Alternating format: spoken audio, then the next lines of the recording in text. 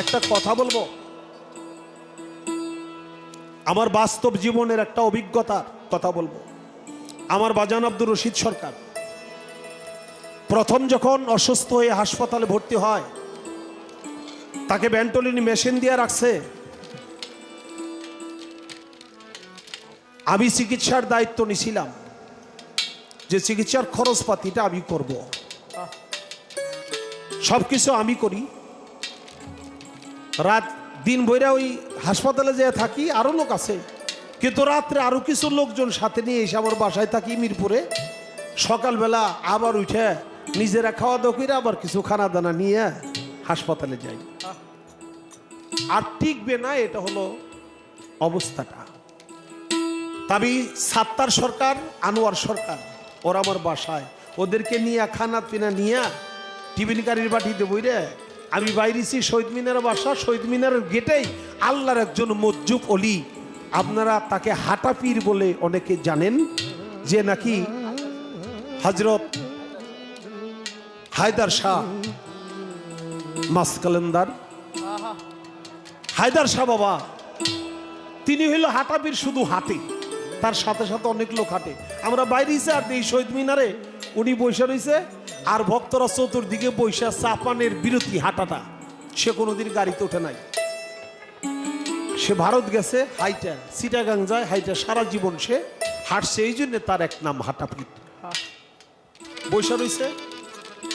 তা আমি যখন তার পাইলাম, সামনের দিকে মানুষের ভিড়ে যাওয়ার কায়দা নাই, পিছন দিকে যাইয়া আমি চোখ দুইটা বন্ধ করে বললাম, হায়দার শাহ বাবা, তুমি আল্লাহর ওলি, তুমি আল্লাহর মজ্জুব আউলিয়া, আমি জানি তোমারে চিনি, তাই তুমি আল্লাহর জাতের সাথে লয় প্রাপ্ত হয়েছো।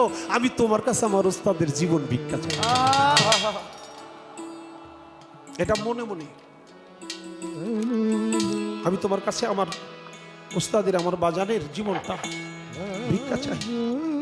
তুমি বললে আল্লাহ অবশ্যই শুনবে, তোমার কথা আল্লাহ না শুনে পারে না।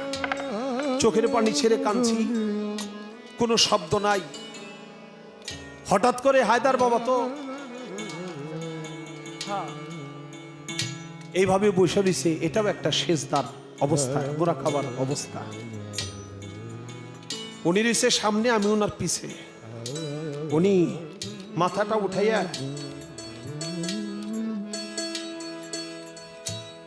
এইভাবে হাত উঁচা কইরা আমাকে আশীষ করলো।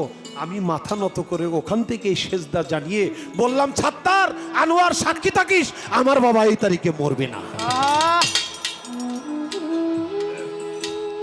এটা আমার জীবনের বাস্তব জীবনের কাহিনী। আমার আবদার আল্লাহ রাখছে, সেই তারিখে মরে নাই। সুস্থ হয়ে আবার গান বাজনা করতে লাগলো। আবার যখন 2 বছর পরে অসুস্থ হলো,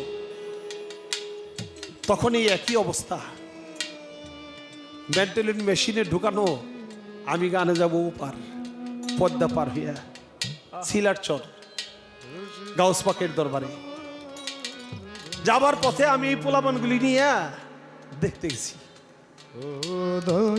যে বললাম, বাবাই ঘুমায় রয়েছে। আমি বললাম, তোরা কিন্তু পায়ে হাত দিস না, গায়ে পায়ে হাত দিস না, কারণ বাবাই ঘুমাইতেছে, ঘুমের মধ্যে ব্যাঘাত ঘটবে। আমার মনটা একবারও বইলা ওঠে না যে আমার বাবাই চলে যাবে, আমি আর তাকে পাবো না। মনটার ভিতরে একবারও যদি বলতো যে বাবাই হয়তো চলে যাবে, আর হয়তো আসবে না, তাহলে আমি কাউকে না কাউকে বলার একটা সুযোগ পাইতাম। আমার মনটা এমন ভাবে ভোলায় রাখা হয়েছে, আমি যেন কারো কাছে কোনো আবদার আর না করি। আগের দিন উরস করে, আমার বাড়ির উরস করে ওনারে নিয়েই গেছিলাম। আমার বাবা আমাকে বলল, মুখে তো কথা বলে না, মুখে তো মেশিন ঢুকে।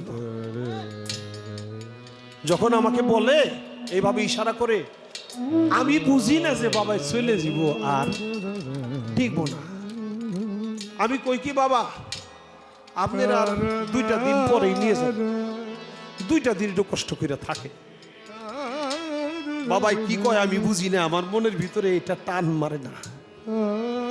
বাবাই চোখের পানি ছেড়ে দিল,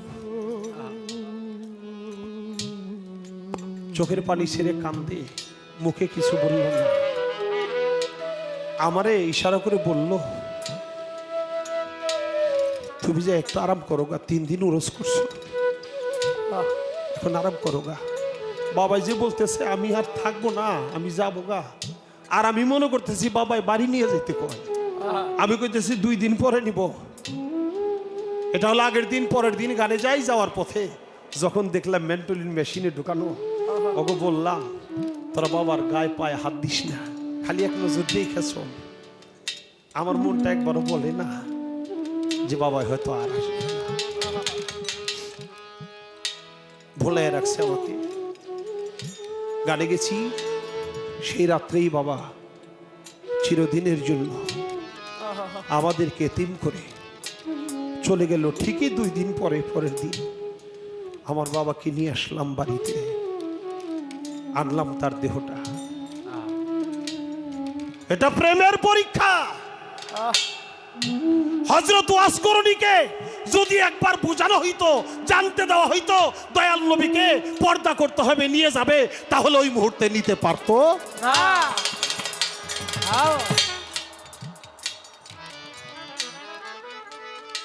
যেমন উহুদের ময়দানে যুদ্ধে আমার নবীর দন্ত মোবারক শহীদ হয়েছে, এটা জানতে পারছে, দন্ত শহীদ হয়েছে, কিন্তু কোন দন্তটা শহীদ হয়েছে এটা প্রেমের পরীক্ষার কারণে এটা আল্লাহ তাআলা বলে দেয় না।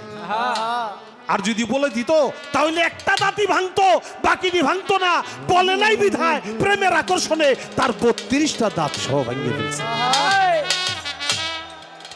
এগুলো প্রেমের পরীক্ষা। দয়াল নবী মেরাজে যায়, দুধের পিয়ালা দিছে, খাইছে, কয় 2 খাইলেন না, 12 আনা গুনাহ রয়ে গেল আপনার উম্মতের। নবী কয় আবার দেন, আমি দুধ তো খাবোই, পিয়ালা শুদ্ধ খেয়ে বললাম আমার উম্মতের জন্য। কয় আর হয় না, যা হবার একবারই হয়ে যায়। 4 আনা গুনাহ রয়ে গেল, 12 আনা মাপ। কয় 4 আনা গুনাহ রয়ে গেল, এই 4 আনার মধ্যে আবার ওয়াজ করণী যে 12 আনা মাফ করলো, 16 আনা পাইলো কই? এই 4 আনার নামই তো 12 আনা, যেটা নাই তো নাই, যেটুকু আছে এইটুকের নামই 16 আনা। আপনার কাছে 10 লক্ষ টাকা আছে, এটা আপনার কাছে 16 আনা। আরেকজনের কাছে 10 কোটি আছে, ওইটা তার 16 আনা। আরেকজনের কাছে 1000 কোটি আছে, ওইটা তার 16 আনা। আর একজন অভাবী গরিব মানুষের কাছে 2000 টাকা আছে, 1000 টাকা আছে, ওই 1000 টাকাই তার জন্য 16 আনা।